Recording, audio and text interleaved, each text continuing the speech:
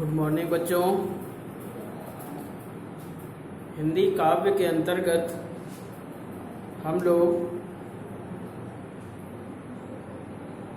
दोहा पाठ जो है हमारी पाठ्य पुस्तक का, जिसके रचयिता हैं रहीम दास जी, इसमें दिए गए दोहों की हम व्याख्या कर रहे थे। इसी क्रम में शेष जो बचे हुए दोहे थे उनकी व्याख्या आज की जाएगी, जिसमें से चालू है कदली सीप भुजंग मुख स्वाति एक गुण तीन, जैसी संगत बैठिए तय सोई फल दीन। कौन सा है हमारा दोहा जिसकी हमें व्याख्या करनी है? क्या क्या होता है? संकेत लिखेंगे, संदर्भ, व्याख्या, काव्यात्मक सौंदर्य। ये चार चीजें हमें बतानी होती हैं।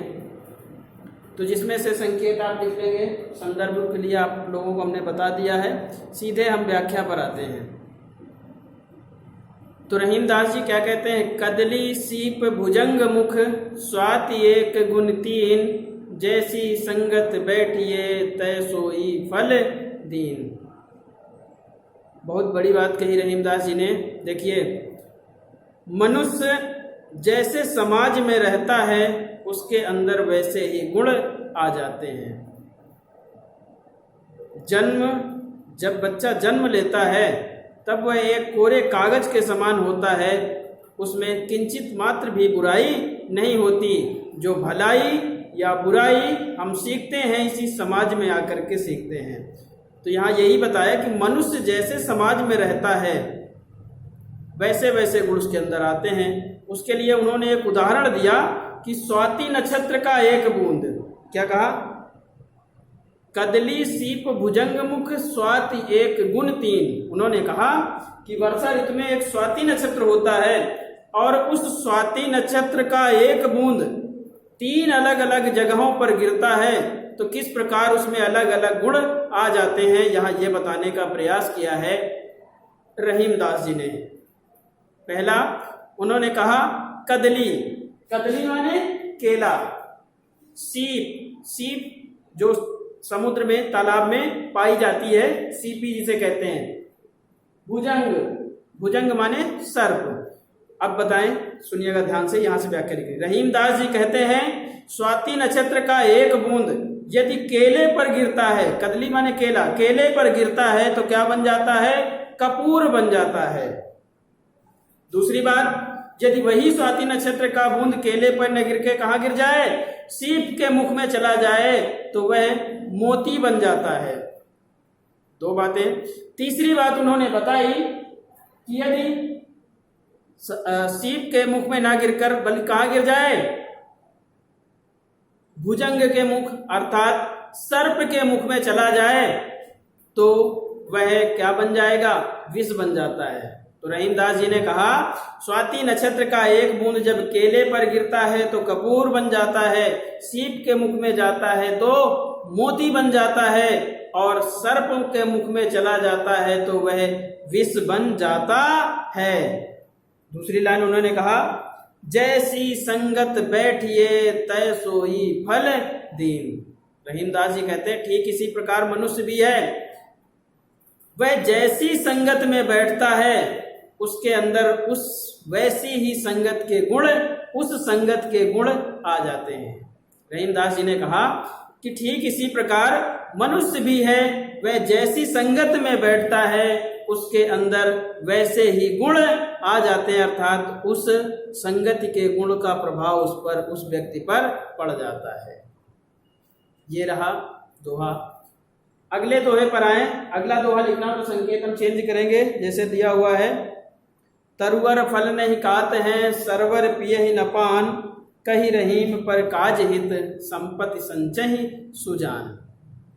अब यहाँ ये बताने का प्रयास किया गया कि संसार में तो सभी लोग हैं जो अपने लिए धन एकत्रित करते हैं, अपने लिए धन एकत्रित करते हैं, लेकिन कुछ ही ऐसे मनुष्य हैं, सज्जन व्यक्ति हैं, जो अपने लिए नहीं बल्कि दूसरों के हित के लिए धन का संचय करते हैं, धन को एकत्रित करके हैं। उसके लिए उन्होंने उदाहरण दिया, किसका? एक तो फल का दिया, दूसरा नदी का दिया। तो क्या कहा?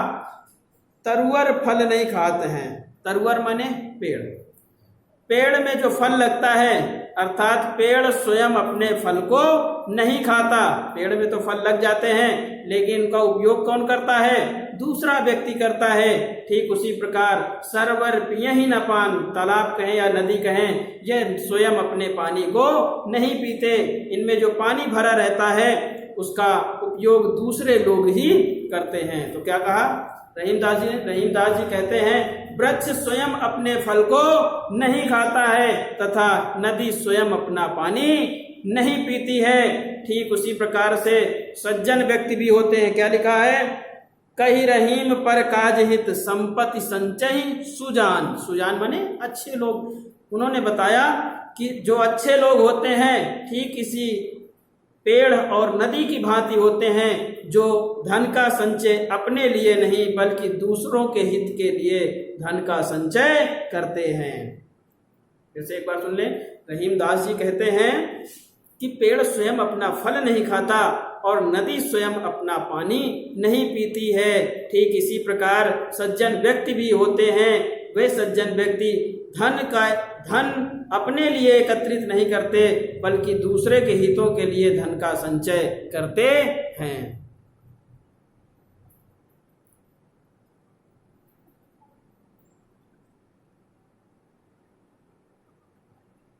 आगे देखें, इसी क्रम में अगला दोहा है, रहीमन देख बड़ेन को लघु नदी जिए डार, जहां काम आवे सुई काह करे तरवार।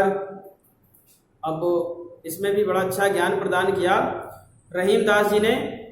रहीमदास जी क्या कहते हैं? होता यह है, अमूमन देखा गया कि व्यक्ति थोड़ा सा पैसे वाला बड़ा व्यक्ति बन गया, धन उसके पास आ गया, तो उसके जो गरीब मित्र होते हैं उनको भूल जाता है, बड़ी बड़ी संगतों में बैठने लगता है और अपने उन गरीब मित्रों को, दोस्तों को भूल जाता है। इसी क्रम में उन्होंने रहीमदास जी ने जो ज्ञान दिया है वो यहाँ पर कहा गया। क्या कहा गया? रहीमन देख बड़ेन को लघु नदी जिए डार। रहीमदास जी कहते हैं कि यदि हम बड़े व्यक्ति बन जाएं, अर्थात हमारे पास खूब धन आ जाए, पैसा आ जाए, तो लघु माने छोटा, हमें अपने छोटे मित्रों को भूलना नहीं चाहिए। क्या कहा? यदि सौभाग्य, रहीमदास जी कहते सौभाग्य से हमें खूब धन मिल जाए, बड़े लोगों के साथ उठना बैठना हो जाए, तो हमें अपने जो पुराने छोटे मित्र हैं उन मित्रों को भूलना नहीं चाहिए। क्यों? क्योंकि हर एक व्यक्ति का अपना अपना अलग अलग काम होता है, वह अलग अलग तरीके से हमारी मदद कर सकता है। उदाहरण उन्होंने दिया, क्या? जहां काम आवे सुई काह करे तरवार।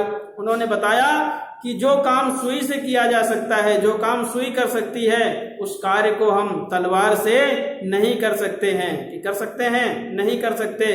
जैसे सुई का काम होता है सिलना, बटन लगाना, क्या हम तलवार के द्वारा सिल और बटन लगा सकते हैं? नहीं लगा सकते।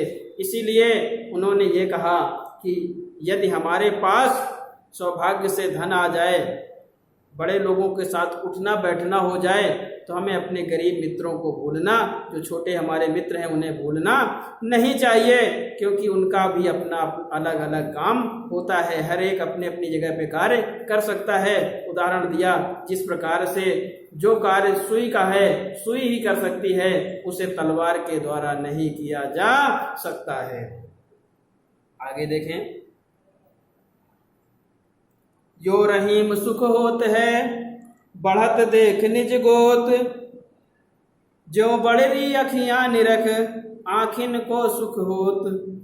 रहीमदास जी कहते हैं, जब हमारे गोत्र का, हमारे कुल की तरक्की होती है तो उसे देख करके हमें बड़ा सुख मिलता है, आनंद मिलता है। ठीक उसी प्रकार से, आइए मोदी जी,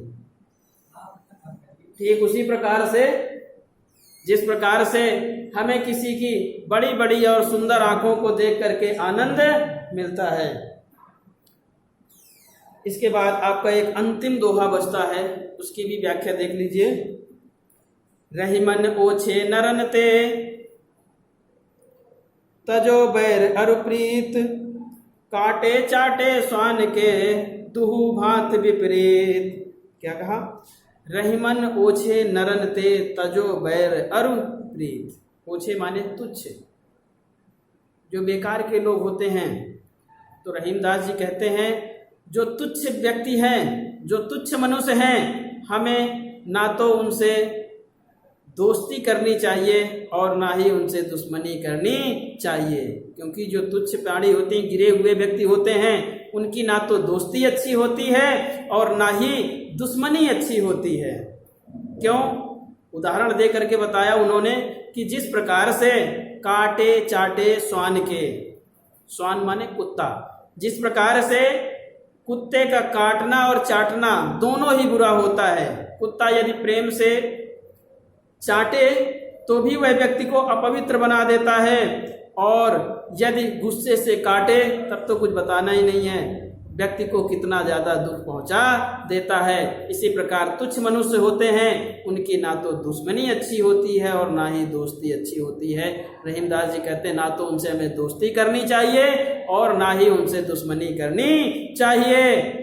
ठीक उसी प्रकार से जिस प्रकार से यदि कुत्ता प्रेम से चाटे तो भी मनुष्य को अपवित्र बना देता है, और यदि गुस्से से काटे तो भी वह मनुष्य का नुकसान ही कर देता है। इसीलिए तुच्छ मनुष्यों की भी ना तो हमें दोस्ती करनी चाहिए और ना ही दुश्मनी करनी चाहिए।